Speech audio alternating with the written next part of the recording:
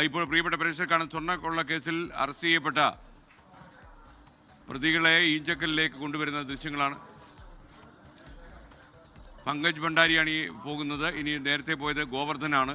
ഇവരെ രണ്ടുപേരെയും crime branch arrest ചെയ്തിരുന്നു. ഗോവർദ്ധനും Pankaj Bhandari smart creation CEO ആണ്. ഗോവർദ്ധൻ കർണാടകയിലെ സ്വർണ്ണ വ്യാപാരിയാണ്. ഇവർ രണ്ടുപേരെയും വൈദ്യപരിശോധനയ്ക്കായി ഹാജരാക്കുന്നതിൻ്റെ ദൃശ്യങ്ങളാണ് പ്രേക്ഷകർ ഇപ്പോൾ കാണുന്നത്. ക്രൈം അറസ്റ്റ് ചെയ്തതിൻ്റെ തുടർ നടപടികളുടെ ഭാഗമായിട്ടാണ് ഈ പരിശോധന. അപ്പോൾ ഇവരെ രണ്ടുപേരെയും ഈഞ്ചക്കലിലെ ക്രൈംബ്രാഞ്ച് ഓഫീസിലേക്ക് കൊണ്ടുപോകുമെന്നാണ് നമുക്ക് മനസ്സിലാക്കാൻ കഴിയുന്നത്. അത് കഴിഞ്ഞ് ചോദ്യം ചെയ്യലിന് ശേഷം വിജിലൻസ് കോടതിയിൽ ഹാജരാക്കി ഇവരെ കസ്റ്റഡിയിൽ വാങ്ങാനാണ് ഇപ്പോഴത്തെ ശ്രമമെന്നാണ് നമ്മൾ മനസ്സിലാക്കുന്നത്.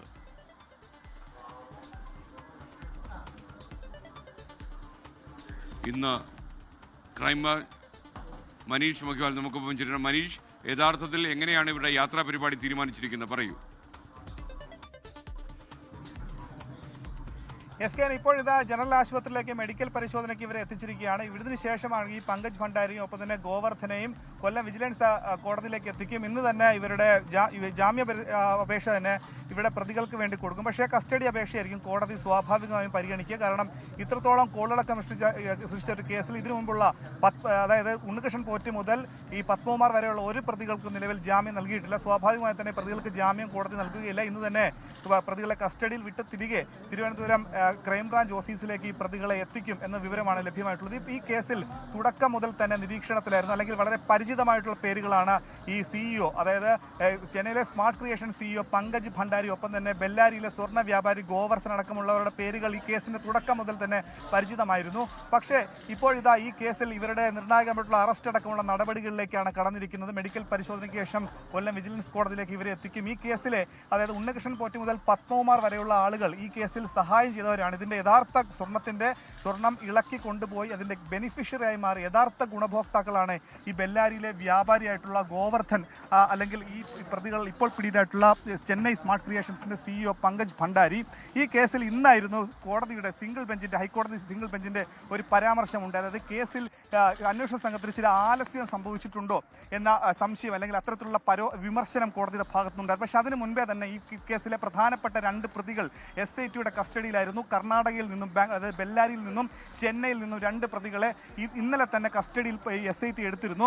ഏറ്റവും പ്രധാനപ്പെട്ട കാര്യം, ഇപ്പോൾ കസ്റ്റഡിയിലുള്ള ഉണ്ണികൃഷ്ണൻ പോറ്റി, മുരാരി ബാബു തുടങ്ങിയ പ്രതികളിൽ നിന്നും ലഭിച്ച വിവരങ്ങൾ. ഒപ്പം തന്നെ ഈ സ്വർണം 800 ഗ്രാം സ്വർണ്ണമാണ് നിലവിൽ ശബരിമലയിലെ കട്ടിളപ്പാളിൽ നിന്നും, ഒപ്പം തന്നെ ഒന്നാമത്തെ കേസിലെ ഈ ദ്വാരപാല ശില്പത്തിലെ സ്വർണ്ണപ്പാളിൽ നിന്നും നഷ്ടപ്പെട്ടതെന്നുള്ള കണക്കുകൂട്ടാണ് അന്വേഷണ സംഘത്തിലുള്ളത്. അങ്ങനെയെങ്കിൽ ഈ സ്വർണം ഈ ഇടനിലക്കാരനായ കൽപേഷ് വഴി സ്മാർട്ട് ക്രിയേഷൻസിൽ വെച്ച് അറ്റകുറ്റപ്പണി നടത്തിയ സ്വർണം അത് ഗോവർദ്ധന് നൽകിയത് കൽപേഷ് മുഖാന്തരം ഈ ചെന്നൈ സ്മാർട്ട് ക്രിയേഷൻസിന്റെ CEO ആയിട്ടുള്ള പങ്കജ് ഭണ്ഡാരിയാണ്. ഇതിന്റെ മുഖ്യ ആസൂത്രകൻ, ഇതിന്റെ തുടക്കം മുതൽ ഇതിന്റെ ആണിക്കല നിന്ന ആൾ ഉണ്ണികൃഷ്ണൻ പോറ്റിയാണ്. അതുകൊണ്ട് തന്നെ ഈ കേസിൽ തെളിവുകളുടെ അഭാവം ഉള്ളതുകൊണ്ട് മാത്രമായിരുന്നു പങ്കജ് ഭണ്ഡാരിയുടെയും ഗോവർദ്ധന്റെയും അറസ്റ്റ് വൈകിയത്.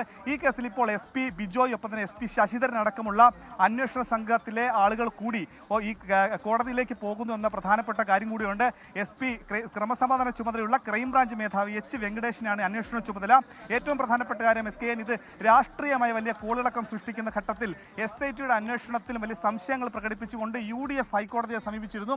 അങ്ങനെ അന്വേഷണത്തിൽ ഒരു പോരായ്മ വരുന്നു എന്ന ഘട്ടത്തിൽ അല്ലെങ്കിൽ പത്മകുമാറിന്റെ പത്തനംതിട്ട ജില്ലാ കമ്മിറ്റി അംഗം കൂടിയ പത്മകുമാറിന്റെ അറസ്റ്റോടുകൂടി ഇതിന്റെ എല്ലാ തരത്തിലുള്ള നടപടികളും അടഞ്ഞു എന്നുള്ള വാർത്തകൾ വന്ന് ആഴ്ചകൾക്ക് ശേഷമാണ് കേസിലെ പ്രധാനപ്പെട്ട പ്രതികൾ 2019 ജൂലൈ മാസം ശബരിമലയിലെ ഏറ്റവും പാവനമായിട്ടുള്ള സ്വർണ്ണപ്പാളികൾ, അവിടെ നിന്ന് ദ്വാരപാല ശില്പത്തിലെ സ്വർണ്ണപ്പാളികൾ അവിടെ നിന്നും അടർത്തിക്കൊണ്ടുപോയി, അതും ദേവസ്വം മാനിന്റെ കടുത്ത ലംഘനം നടത്തി അവിടെ നിന്നും കൊണ്ടുപോയ ശേഷം അത്തരത്തിൽ ഉദ്യോഗസ്ഥരുടെ എല്ലാം സഹായത്തോടുകൂടി അന്നത്തെ ദേവസ്വം ബോർഡ് പ്രസിഡന്റിന്റെ ഒക്കെ തന്നെ അറിവോടുകൂടി കൊണ്ടുപോയ സ്വർണം അത് എത്തിയത് ഇവരുടെ കൈകളാണ്. ഇപ്പോൾ ദൃശ്യങ്ങളിൽ കാണുന്ന ഈ പങ്കജ് ഭണ്ഡാരിയുടെയും ഒപ്പം തന്നെ ഈ ഗോവർദ്ധന്റെയും പക്കലാണ് ഒടുവിലായി സ്വർണം എത്തിയത്. ഇനി ഇവർ ഇത് കോടതി, അതായത് ദേവസ്വം ബെഞ്ചാണ് ചൂണ്ടിക്കാണിച്ചത്. ഏതെങ്കിലും കേവലം ഒരു ഉണ്ണികൃഷ്ണൻ പോറ്റിയിലോ മുരാരി ബാബുവിലോ മാത്രം അവസാനിപ്പിക്കേണ്ട കേസല്ല.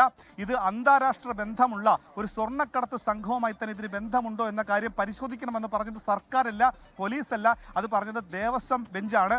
ആ ദേവസ്വം ബെഞ്ചിന്റെ നിരീക്ഷണങ്ങൾ ശരിയാകുന്ന തരത്തിലാണ് ഇപ്പോൾ ഇതാ അന്യ സംസ്ഥാനം, അതായത് ഇതര സംസ്ഥാനത്ത് നിന്ന് കൂടി അറസ്റ്റിലാകുന്ന ആദ്യത്തെ പ്രതികൾ കൂടിയാണ് ഇവരെന്ന പ്രത്യേകത കൂടിയുണ്ട്. ഇവർ തമ്മിലുള്ള കൈമാറ്റത്തിന്റെ പ്രധാനപ്പെട്ട ഒരു ഇടനിലക്കാരൻ കൽപേഷ് ആയിരുന്നു. ഇനി അടുത്ത ഊഴം കൽപേഷിൻ്റെതാണോ? ഒപ്പം തന്നെ 2024, 2025 2019 മാതൃകയിൽ സ്വർണം കടത്താനുള്ള ശ്രമം നടത്തിയെന്ന വലിയ ആരോപണങ്ങൾ വരുന്നു. അതും അന്വേഷിച്ച് വരികയാണ്. ഒപ്പം തന്നെയാണ് മുൻ ആഭ്യന്തരമന്ത്രി രമേശ് ചെന്നിത്തല കൂടി കഴിഞ്ഞ ദിവസം ഒരു വെളിപ്പെടുത്തൽ നടത്തിയത്. ശബരിമലയിൽ നിന്നും 500 കോടി രൂപയുടെ പവിത്ര പാവനമായ സ്വത്തുവകകൾ അന്താരാഷ്ട്ര വിഗ്രഹ മാർക്കറ്റിൽ വിറ്റു എന്ന വെളിപ്പെടുത്തൽ നടത്തിയത്. അതിനെപ്പറ്റി അറിയാവുന്ന ഒരാളുടെ പേരടക്കം വെളിപ്പെടുത്തിയിരുന്നു. അങ്ങനെ ആ പേര് വെളിപ്പെടുത്തിയ ആളുടെ അടക്കം മൊഴി കഴിഞ്ഞ ദിവസം SIT രേഖപ്പെടുത്തുന്നു. അങ്ങനെ അത്തരത്തിലുള്ള മൊഴി രേഖപ്പെടുത്തി ഉണ്ണികൃഷ്ണൻ പോറ്റിയെയും മുരാരി ബാബുവിനെയും കസ്റ്റഡി എടുത്ത് ചോദ്യം ചെയ്ത ശേഷം 3-ാം നാളാണ് ഈ കേസിലെ പ്രധാനപ്പെട്ട പ്രതികൾ. ഇപ്പോൾ ഈ 2 കേസിലും ഈ 2 പേരെയും പ്രതികളാക്കിയിട്ടുണ്ട്. ഈ 2 കേസിലും എത്രാമത്തെ പ്രതികളാണ്? നിലവിൽ 1-ാം പ്രതിയാണ് 2 കേസിലും ഉണ്ണികൃഷ്ണൻ പോറ്റി, 2-ാം പ്രതിയാണ് മുരാരി ബാബു, N വാസു അടക്കമുള്ള പ്രതികൾ പിന്നീട് 3-ഉം 4-ഉം ഒക്കെയാണ് പ്രതികൾ. ഈ കേസിലെ പ്രതി പട്ടികയിൽ ഇവർ കൂടി വരുമ്പോൾ ഇവരുടെ പ്രതിപട്ടികയിൽ എത്രാമത്തെ സ്ഥാനമാണ് എന്നടക്കമുള്ള കാര്യങ്ങൾ ഒഴിവാക്കേണ്ടതുണ്ട്. പക്ഷേ പ്രതിഭാഗം ഇവർക്ക് വേണ്ടിയുള്ള അഭിഭാഷകർ ഇന്ന് ഈ ഈഞ്ചക്കല്ല് ഓഫീസിന് മുൻപിലും ഈ ഗോവർദ്ധന് വേണ്ടിയിട്ടുള്ള അഭിഭാഷകൻ വന്നിരുന്നു. നിലവിൽ ഇവർ നാളെ കോടതിയിൽ ജാമ്യാപേക്ഷ നൽകും. ഗോവർദ്ധൻ നിരപരാധിയാണെന്നും ഗോവർദ്ധനെ ഉണ്ണികൃഷ്ണൻ പോറ്റി കബളിപ്പിച്ചതുമാണെന്നാണ് ഗോവർദ്ധന്റെ അഭിഭാഷകന്റെ വാദം. പക്ഷേ അത്തരം വാദഗതികൾ നിലനിൽക്കുന്ന കാര്യം വളരെ വിരളമാണ്. കാരണം ഈ ഒരു കേസിൽ 1.5 മാസങ്ങൾക്ക് ശേഷമാണ് ഈ കേസിലെ പ്രതികളെ അറസ്റ്റ് ചെയ്യുന്നത്. കാരണം തെളിവുകളുടെ അഭാവത്തോടുകൂടി അറസ്റ്റ് ചെയ്താൽ ഏതെങ്കിലും തരത്തിൽ ഈ കേസിലെ പ്രതികൾ രക്ഷപ്പെട്ടു പോയാൽ അന്വേഷണം തിരിച്ചടിയാകും. എന്താണെങ്കിലും മിനിറ്റുകൾക്കുള്ളിൽ ഇവരെ ഇവിടെ നിന്നും ഇറക്കി കൊല്ലം വിജിലൻസ് കോടതിയിലേക്ക് എത്തിക്കും. SKN. ഓക്കെ, മനീഷ് മഹിബാലാണ് വിവരങ്ങൾ നൽകിയത്. പങ്കജ് ഭണ്ഡാരിയും ഗോവർദ്ധനും ക്രൈംബ്രാഞ്ച് കസ്റ്റഡിയിലായി, ക്രൈംബ്രാഞ്ച് അറസ്റ്റ് ചെയ്തിരിക്കുന്നു എന്നുള്ള വിവരമാണ് നമുക്ക് ലഭിക്കുന്നത്. അവരെ കസ്റ്റഡിയിൽ വാങ്ങും. എന്തായാലും സ്വർണ്ണക്കൊള്ള കേസിൽ ഒരു വഴിത്തിരിവെന്നോണം തമിഴ്നാട്ടിലെ ചെന്നൈയിലെ അമ്പത്തൂരിലെ സ്മാർട്ട് ക്രിയേഷൻസിൻ്റെ CEO ഭണ്ഡാരിയും അതുപോലെ അതിൻ്റെ CEO ആണ് ഭണ്ഡാരി, പങ്കജ് ഭണ്ഡാരി. അതുപോലെ ഗോവർദ്ധൻ, കർണാടകത്തിലെ ഗോവർദ്ധനും പിടിയിലായി. ആ വാർത്തയാണ്. അവരെ തിരുവനന്തപുരം ജനറൽ ആശുപത്രിയിൽ പ്രാഥമിക വൈദ്യപരിശോധനയ്ക്ക് വിധേയമാക്കിയിരിക്കുകയാണ്. ലോകത്തെവിടെയായാലും ഏത് സമയത്തും 24 വാർത്തകളും ഓഗ്മെന്റഡ് റിയാലിറ്റി പാക്കേജുകളും എക്സ്പ്ലെയിനറുകളും വിശദമായി കാണാൻ ഞങ്ങളുടെ YouTube ചാനൽ നിങ്ങൾക്ക് സബ്സ്ക്രൈബ് ചെയ്യാം.